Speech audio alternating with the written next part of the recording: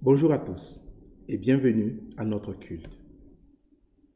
Que les soucis qui nous habitent n'entravent pas notre marche commune à la rencontre de Jésus-Christ. Il est là. Réjouissons-nous, notre Dieu accomplit sa promesse. Le Seigneur Jésus est venu dans l'humilité pour notre salut. Il viendra dans la gloire pour notre jugement et notre délivrance. C'est cela, notre joie. Prions. Jésus, lumière du monde, soleil levant, viens nous éclairer. Dans notre obscurité, viens allumer le feu qui ne s'éteint jamais. Illumine toute notre vie, toi qui règnes avec le Père et l'Esprit, maintenant et toujours. Amen. Chantons ensemble, toi qui es lumière.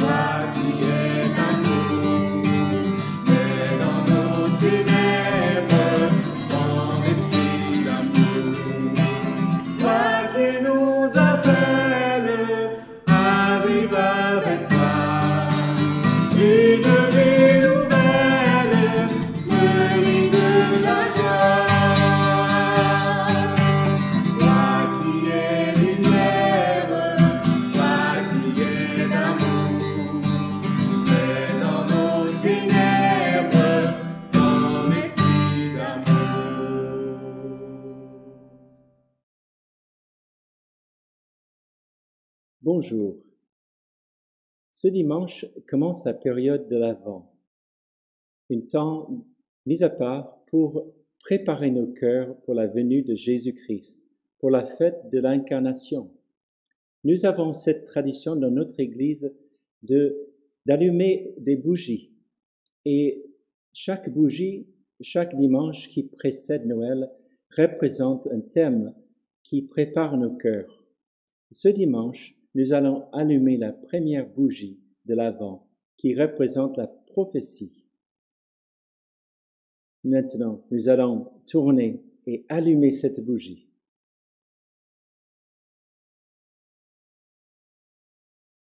Écoutons Ésaïe chapitre 11, versets 1 à 2, où c'est marqué « Puis un rameau sortira du tronc d'Isaïe, et le rejeton de ses racines fructifiera. L'Esprit de l'Éternel reposera sur lui, esprit de sagesse et d'intelligence, esprit de conseil et de vaillance, esprit de connaissance et de crainte de l'Éternel. » Nous avons tous besoin de mieux connaître ce Christ qui vient et qui est annoncé dans cette prophétie d'Ésaïe. Prions. Seigneur, nous prions que tu te lèves sur nous que ta lumière brille sur nous. Nous prions, Seigneur, que tu te lèves sur la dureté de notre cœur et que tu amènes la douceur de ton visage. Que se lève sur la folie de notre orgueil l'humilité de ton cœur. Que se lève sur la tristesse de nos fautes la joie de ton pardon. Que se lève sur le sommeil de notre mort la clarté de ton éternité. Que se lève sur notre esclavage la liberté des enfants de Dieu. Que se lève sur notre angoisse la paix de ton amour. Seigneur, nous te le demandons, que s'accomplisse partout dans le monde ta promesse. Nous avons confiance en toi. Tu nous exauces bien au-delà de ce que nous attendons. Dans le nom de notre Seigneur Jésus-Christ, qui vient. Amen. Chantons ensemble Christ est la lumière.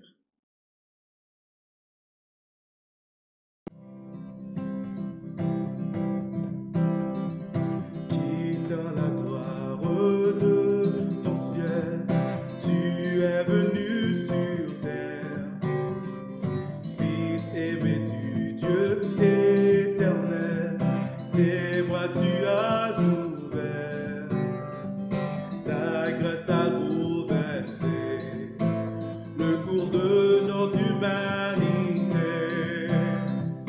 Nous crions ensemble victoire, Christ est la lumière du monde.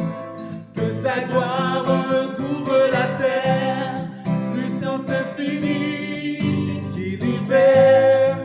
Son nom est saint, il est saint, il est saint. Nous les fils et les filles du roi, entendons chaque jour un hymne de gloire et de joie, célébrant son amour. Les nations de la terre s'inclineront devant le Père. Chanterons ensemble victoire, Christ est la lumière du monde. Que sa gloire recouvre la terre, puissance infinie qui libère. Son nom est saint, il est saint, il est saint. Christ est la lumière du monde. Que sa gloire recouvre la terre, puissance infinie qui libère. Son nom est saint, il est saint, il est saint. Christ est la lumière du monde. Que sa gloire recouvre la terre, puissance infinie qui libère.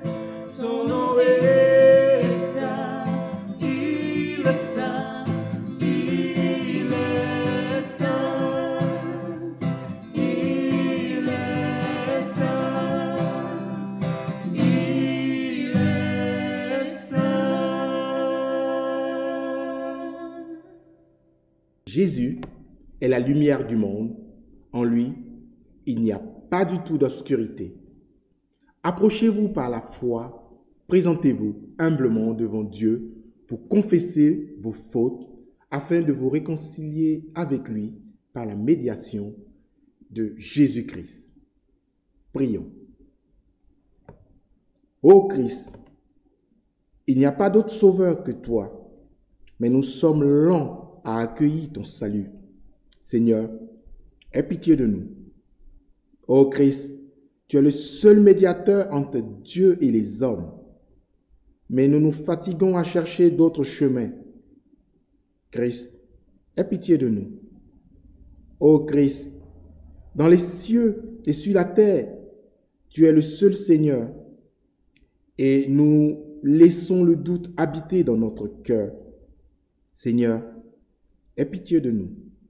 Ô Christ, Fils de Dieu, Prince de la vie, il n'y a pas pour nous d'espoir ni d'attente, sinon toi, car tu as été livré à la mort à cause de nos péchés et tu as été ramené à la vie pour nous rendre justes devant Dieu. Recevons ce pardon. Voici comment s'est manifesté l'amour de Dieu au milieu de nous. Dieu a envoyé son Fils unique dans le monde afin que nous vivions par lui. L'amour consiste en ceci. Ce n'est pas nous qui avons aimé Dieu, mais c'est lui qui nous a aimés. Il a envoyé son Fils qui s'est offert en sacrifice pour le pardon de nos péchés.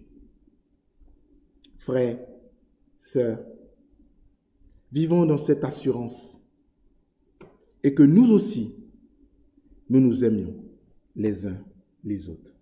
Amen. Chantons ensemble. Merci.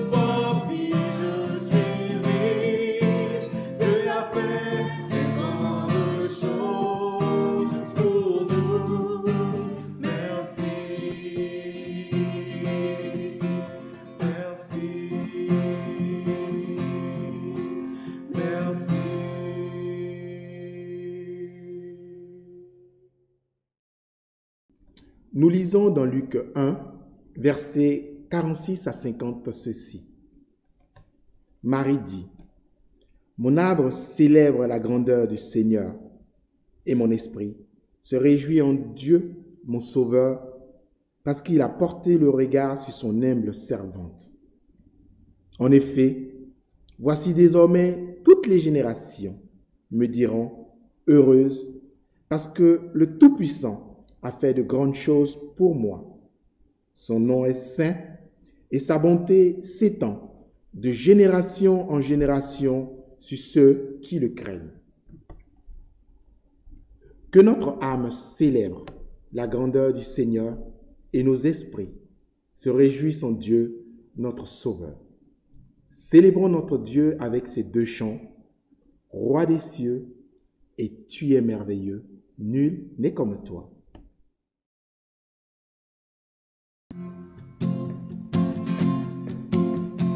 Jésus, que ton règne vienne, ta volonté soit faite en nous. Jésus, nul n'est comparable, sauveur admirable, révèle ton amour. Roi des cieux, viens vers nous, Roi des cieux, viens en nous, que ta gloire brille comme un plein midi. Roi des cieux, descends, Roi des cieux, viens pour nous, qui tiendra devant nous, car ton nom puissant, nous en triomphant. Roi des cieux, cieux descend. Nous sommes enfants de ta grâce, sauvés par ta gloire. Crions Jésus, que nos cœurs te suivent, que chacun admire ta grandeur. Roi des cieux, viens vers nous. Roi des cieux, viens en nous. Que ta gloire brille comme un plein midi. Roi des cieux, descend. Roi des cieux, viens pour nous. Qui tiendra devant nous? Car ton nom puissant nous rend triomphants. Roi des cieux, descend. Oh, oh,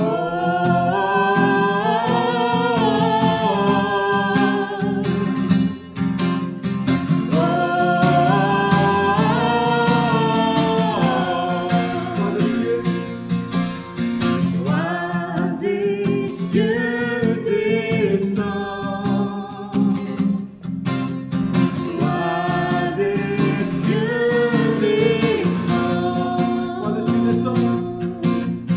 Roi des cieux, descend. Roi des cieux, descend. Roi des cieux, viens vers Nous, Roi des cieux, viens en nous. Que ta gloire brille comme un plein midi. Roi des cieux, descend. Roi des cieux, viens pour nous. Qui tiendra devant nous? Car ton nom puissant nous rend triomphants. Roi des cieux, descend. Roi des cieux, viens vers nous. Roi des cieux, viens vers nous. Roi des cieux, viens en nous. Que ta gloire brille comme un plein midi. Roi des cieux, descend. Roi des cieux, viens pour nous. Qui tiendra devant nous? Car ton nom puissant nous rend triomphants. Roi des cieux, descend. Roi des cieux, descend. Roi des cieux, descend. Roi des cieux, descend. Roi des cieux, descend. Roi des cieux, descend. Roi des cieux, descend.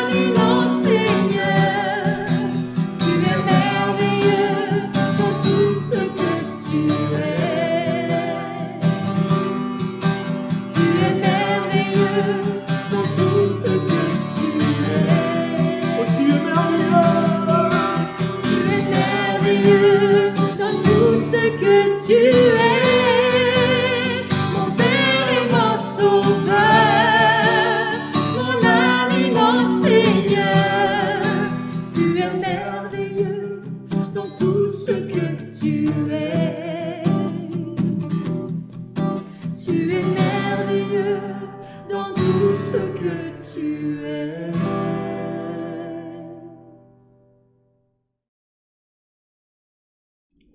Nous arrivons maintenant dans notre temps de prière libre.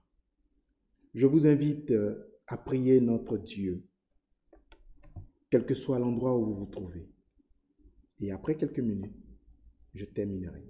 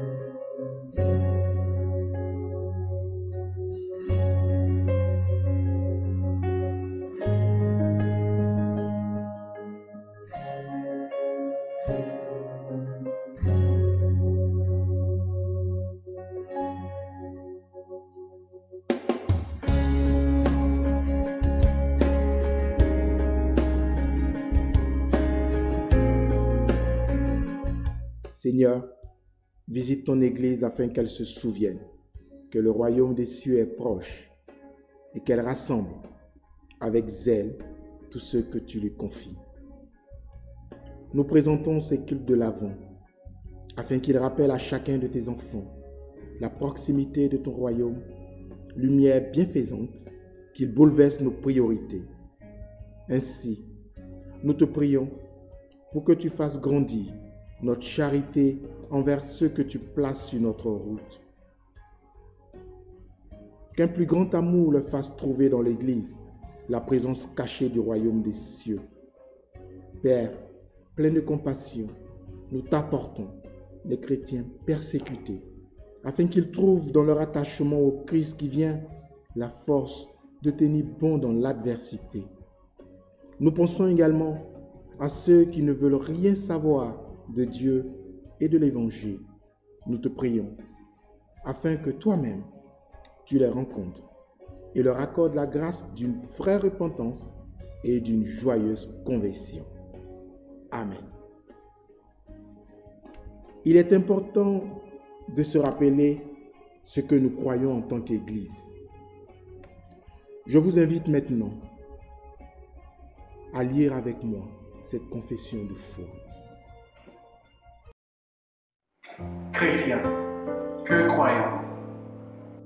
Je crois en Dieu, le Père Tout-Puissant, Créateur du ciel et de la terre, et en Jésus-Christ, son Fils unique, notre Seigneur, qui a été conçu du Saint-Esprit et est né de la Vierge Marie.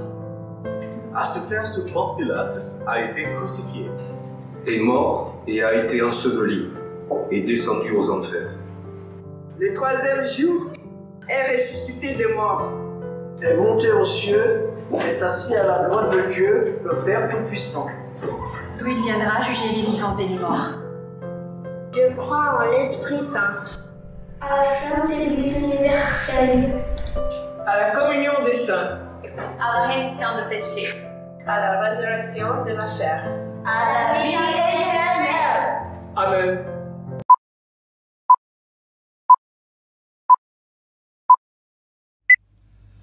Dites à tous ceux qui sont découragés, soyez forts et n'ayez pas peur.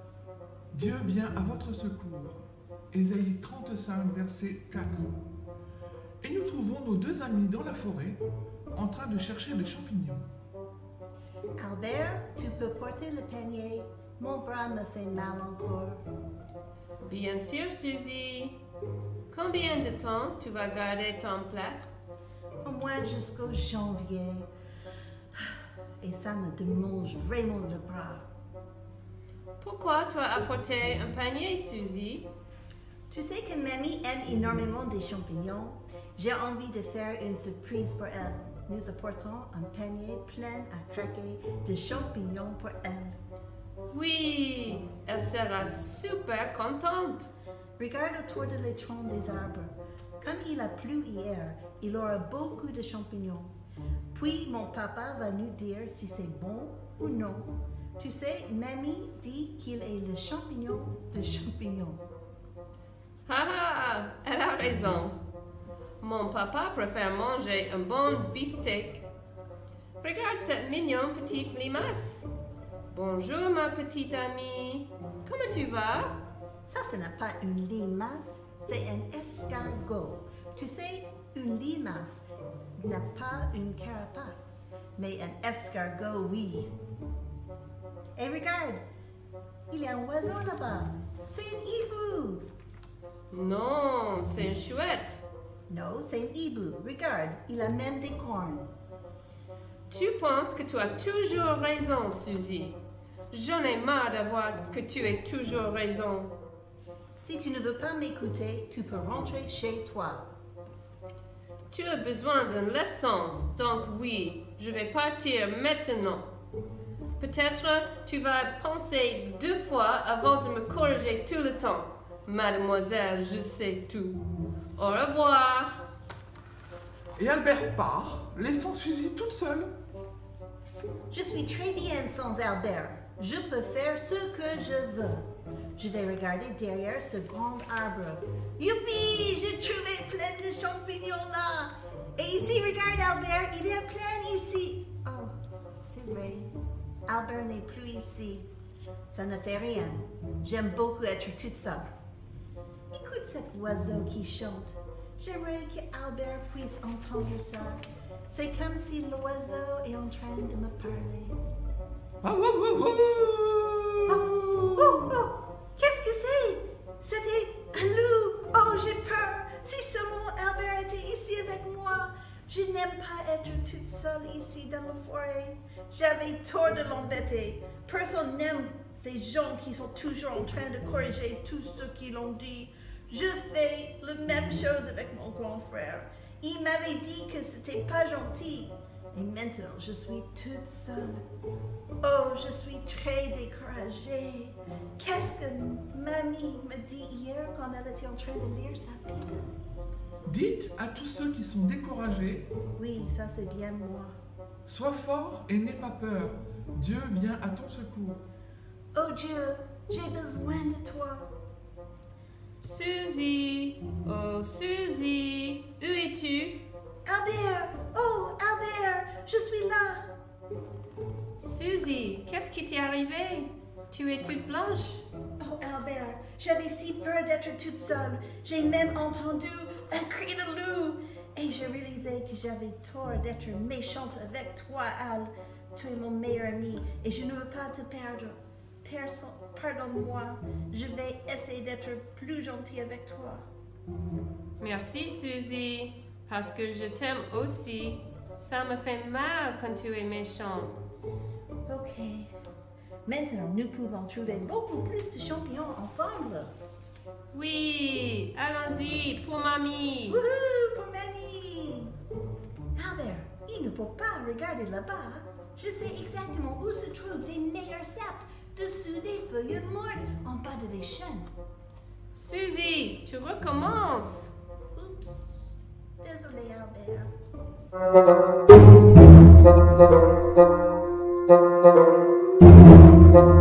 Maintenant, nous laissons la place à notre pasteur Christopher pour la prédication. Bonjour à tous. J'espère que vous allez tous bien en ce dernier jour du confinement.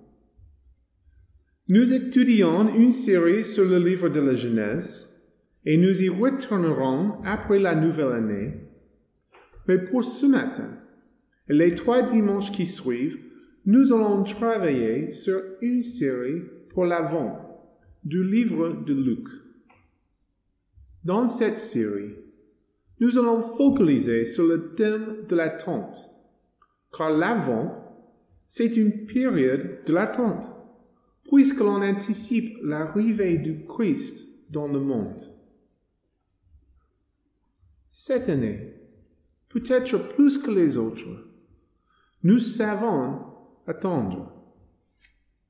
Nous attendons la fin du confinement, l'arrivée d'un vaccin, la fin de ce virus dans le monde. Je ne me souviens pas d'avoir été si heureux de voir une année se terminer comme celle-ci. Nous attendons quelque chose de meilleur. Notre texte pour ce matin vient du livre de Luc, le 12e chapitre, le verset 22 à 35. Donc, portez votre attention à la lecture de la parole de Dieu. Luc, le chapitre 2, le verset 22 à 35.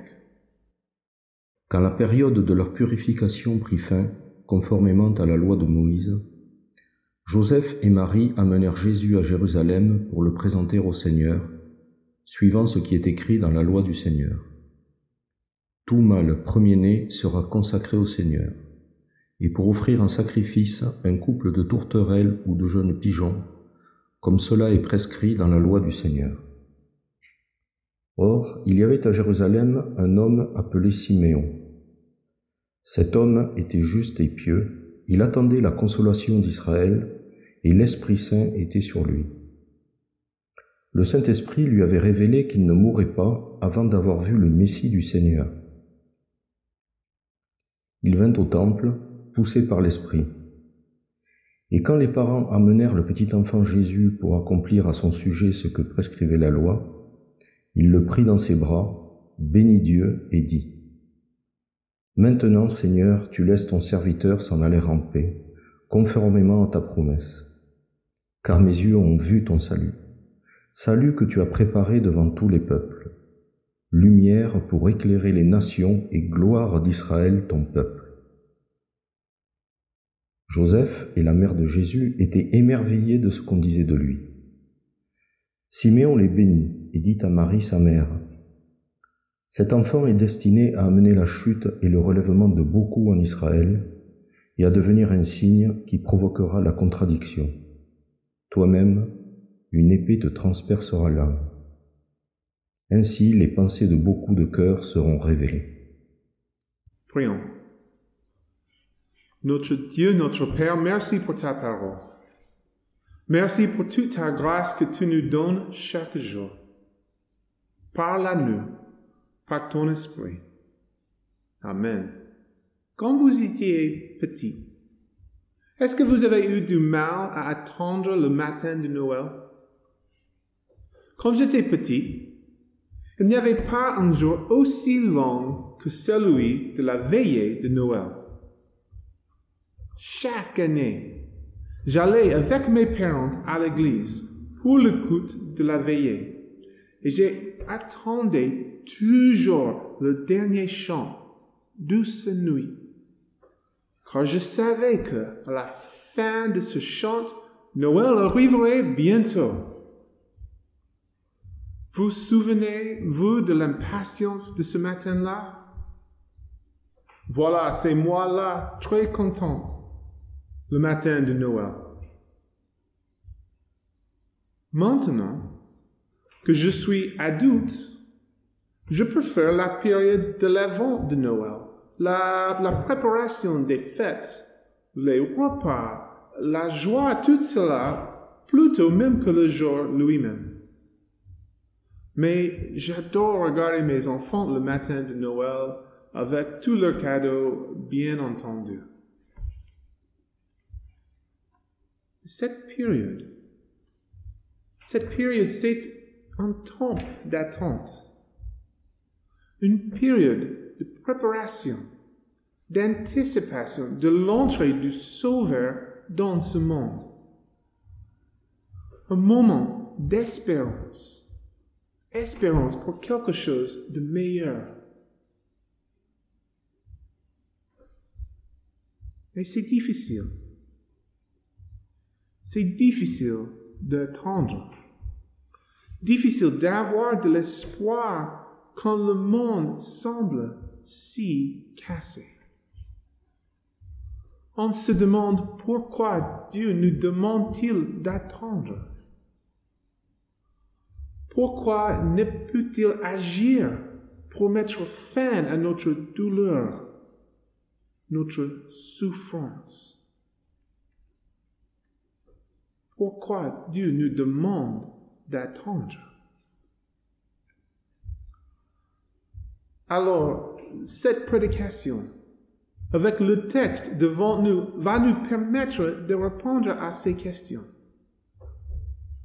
L'histoire de Simeon n'est pas la première dans le livre de Luc, mais je l'ai choisi car cela nous enseigne comment attendre et aussi pourquoi attendre.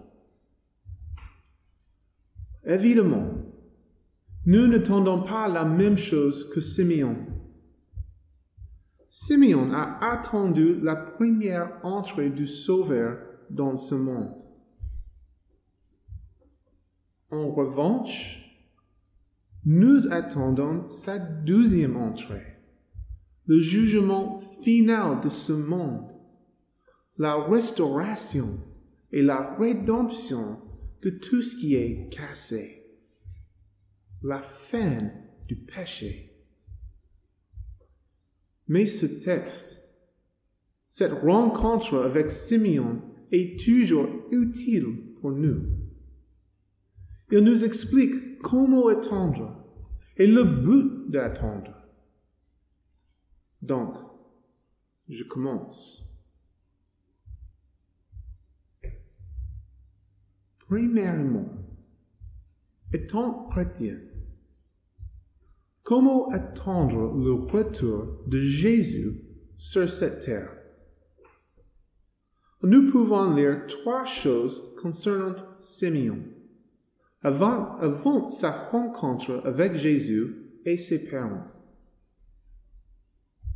Nous lisons au verset 25 que Simeon était juste et pur et que le Saint-Esprit était sur lui. Simeon était juste, c'est-à-dire il se comportait avec intégrité et droiture dans sa vie.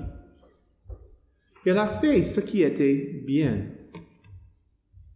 Quand on parle de la justice ou d'être juste, on parle de comment nous traitons le monde, les personnes autour de nous. Comment nous aimons nos proches. La première chose à retenir pour nous ce matin, c'est que nous devons être justes dans ce monde. Nous devons faire ce qui est bien pour nos communautés, ce qui est bien pour nos proches. Aujourd'hui, vous voyez combien ce monde en a besoin. Nous avons des rappels constants des injustices toujours présentes. La violence par la police. La violence contre la police aussi.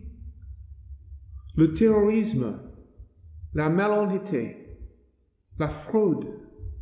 Chaque jour, des nouvelles différentes de l'injustice dans ce monde. Dans ce pays, dans cette ville même. Ce monde a besoin de justice.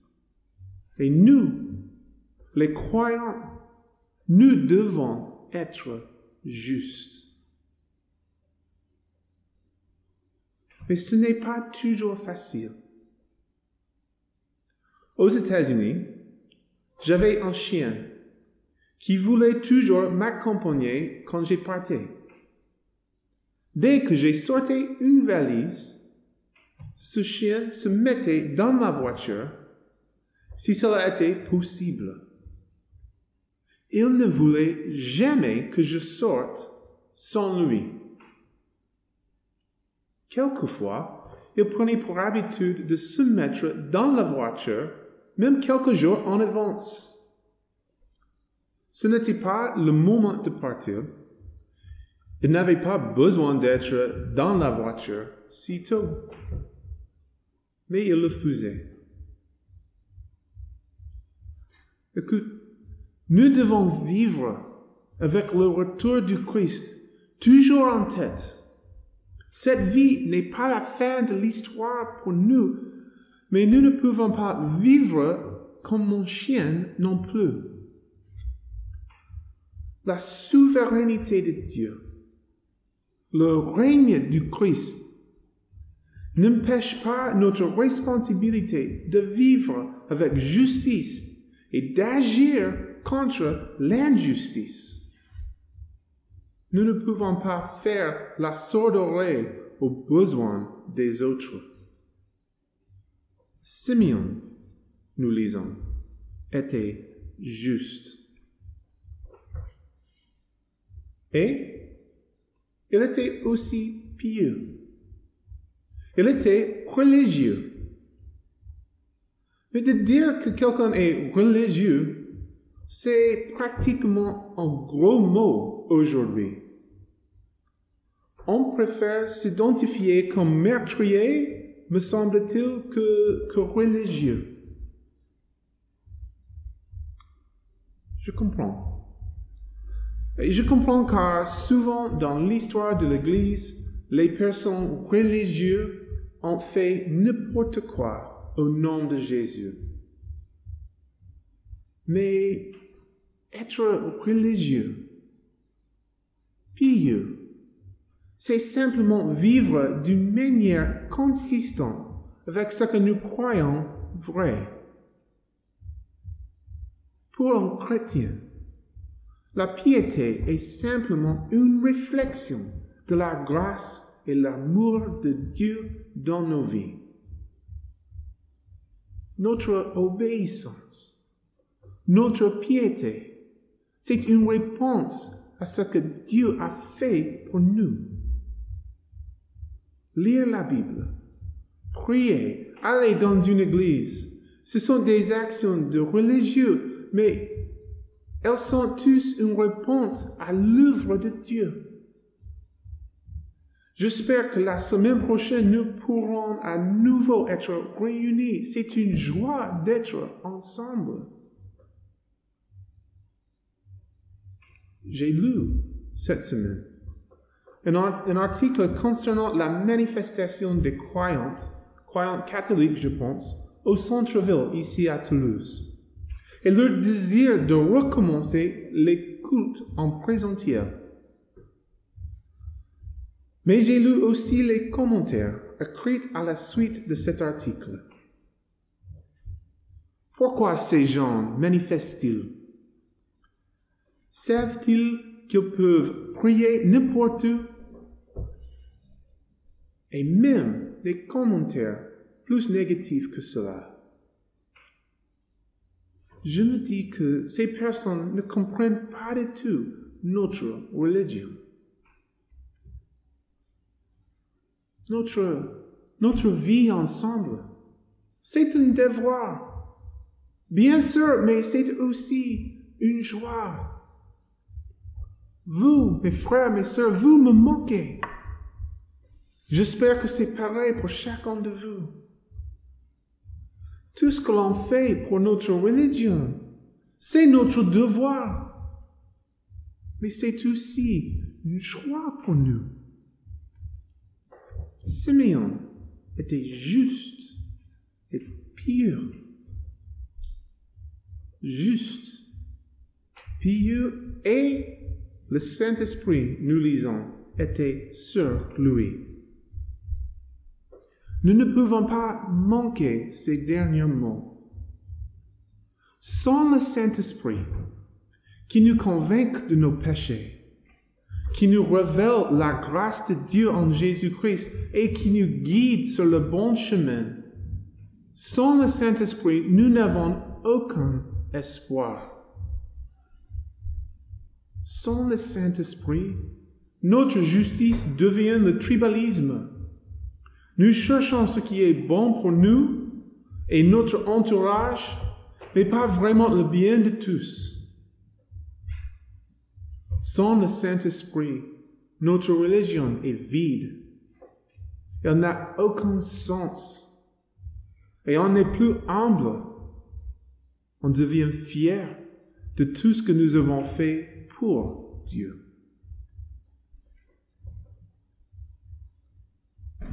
Rappelez-vous que nous étions sauvés par la grâce de Dieu. Nous sommes sauvés maintenant par la grâce de Dieu. Et nous serons sauvés finalement par cette grâce aussi. C'est le Saint-Esprit qui nous rappelle chaque jour de notre vie à la grâce de Dieu. C'est le Saint-Esprit qui nous donne la force, la puissance de continuer dans notre foi. Nous sommes absolument dépendants de lui tous les jours de nos vies. Le roi David a dit au psaume 143, la suite: Éternel, enseigne-moi à faire ta volonté, car c'est toi qui es mon Dieu. Que ton bon esprit me conduise sur le terrain de la droiture. Vivez-vous par le Saint-Esprit? Est-ce que vous mettez votre espoir par sa présence dans vos vies? Comprenez-vous la nécessité du Saint-Esprit pour attendre le retour du Christ? Sinon, demandez. Dieu n'est pas avare avec son esprit. Il vous le donne en abondance. Simeon a attendu le Sauveur. Alors, cela, c'est le comment. Comment attendre? Mais une question se pose toujours. Pourquoi? Pourquoi Dieu nous demande d'attendre? Pourquoi un Dieu qui est tout-puissant, souverain, laisse-t-il le mal, la souffrance sur cette terre? Et si longtemps? Nous sommes plus de 2000 ans après la naissance de Jésus. Pourquoi devons-nous encore attendre? Je vous confesse, quand j'ai commencé à préparer cette prédication, j'ai trouvé une réponse dans ce texte, mais en travaillant avec ce passage, je me suis rendu compte que toutes les explications sont insuffisantes pour répondre à cette question. La manière dont Dieu agit dans ce monde est mystérieuse. Dieu n'est pas comme nous. Sa volonté est plus profonde que nous pouvons l'imaginer. Nous cherchons toujours une réponse simple, mécanique. Mais cette question n'est pas du tout simple. Cette question touche l'essence de notre foi elle-même. Donc, je ne veux pas vous donner une réponse simple à une question si complexe. Mais je pense que ce texte nous offre certaines réponses qui sont vraies. Et certaines peuvent servir comme une encre à nos âmes pendant les temps incertains.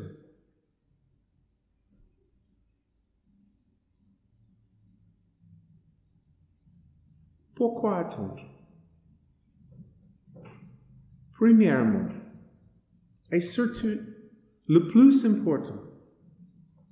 Nous attendons pour voir Jésus-Christ.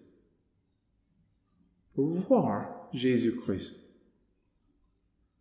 Regardez le verset 27.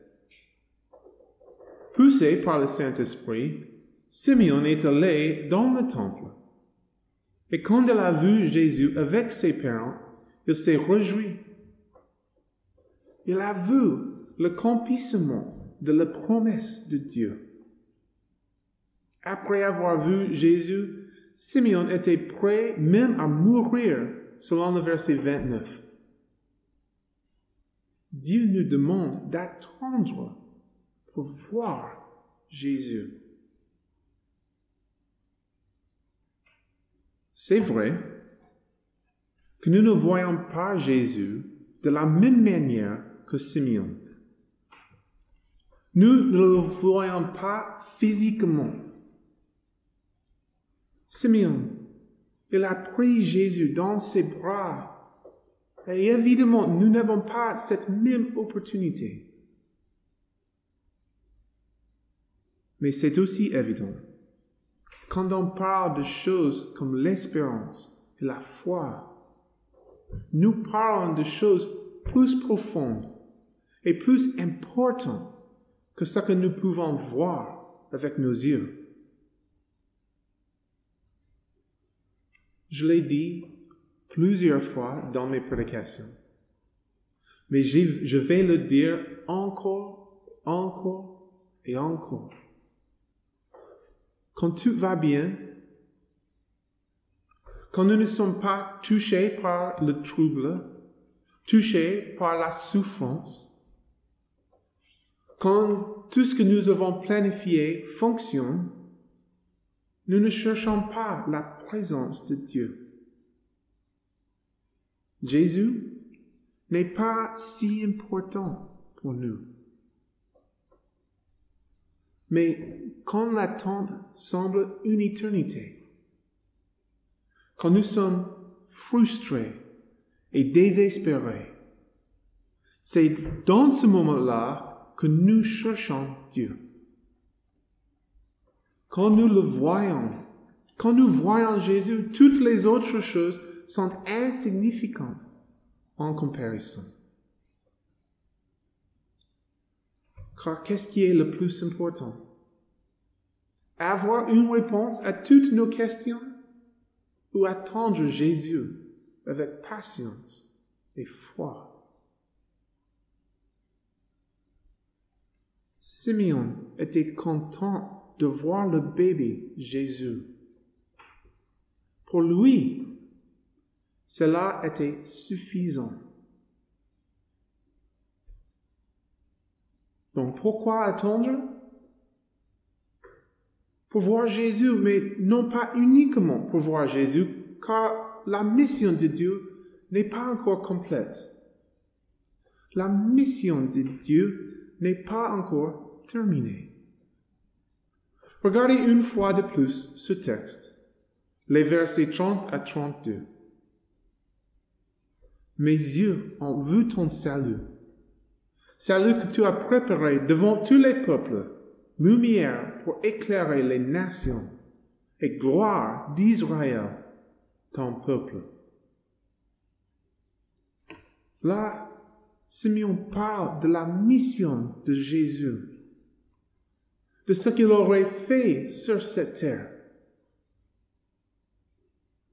Quelle était la mission de Jésus? Il est venu pour racheter son peuple de la puissance de la mort et pour le donner à Dieu. Il est venu pour accomplir la rédemption de son peuple. Dans ce texte, lumière des nations, ce mot pour nation en grec signifie tous les non-juifs.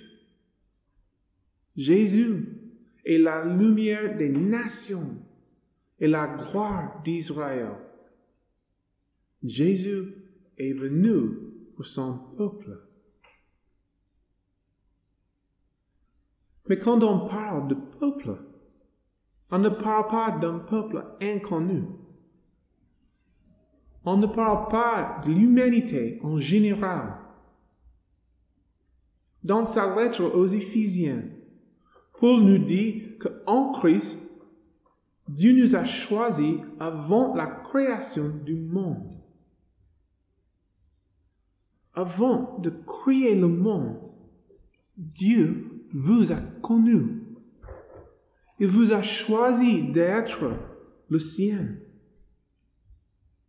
Vous n'êtes pas arrivé sur cette terre par hasard, et votre salut n'est pas par hasard non plus. Alors pourquoi attendre? Car le nombre de personnes qui est à Jésus n'est pas encore complet. Jésus est toujours en œuvre.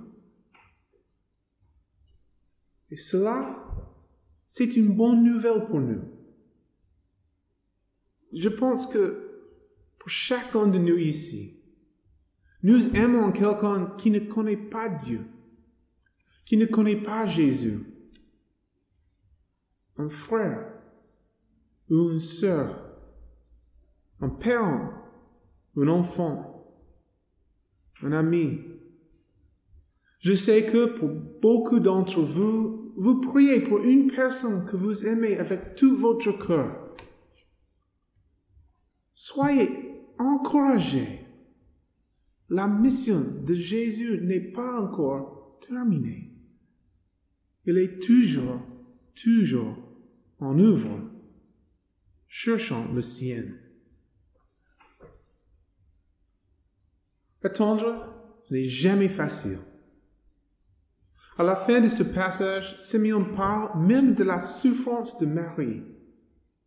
Une épée te transperça l'âme. On comprend que Marie devrait elle aussi attendre en regardant son fils mourir sur la croix. Marie a été amenée à patienter dans la souffrance. Vous n'êtes pas seul. Mais attendez avec patience. Attendez avec joie. Amen.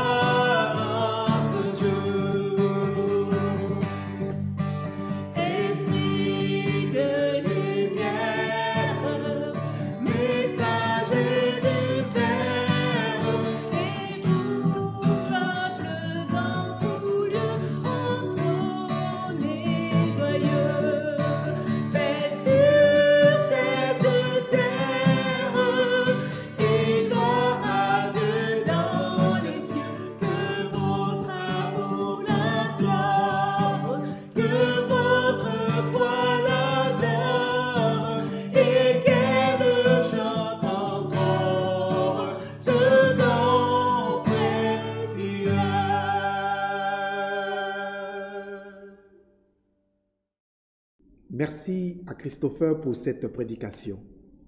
Nous allons terminer notre culte avec la bénédiction. Vous êtes la lumière du monde. Que votre lumière brille devant les hommes, afin qu'ils voient le bien que vous faites et qu'ils louent votre Père qui est dans les cieux. Que l'amour de Jésus-Christ, notre lumière, vous accompagne, vous rende rayonnant et fraternel. Allez dans la joie de notre Seigneur ressuscité. Amen.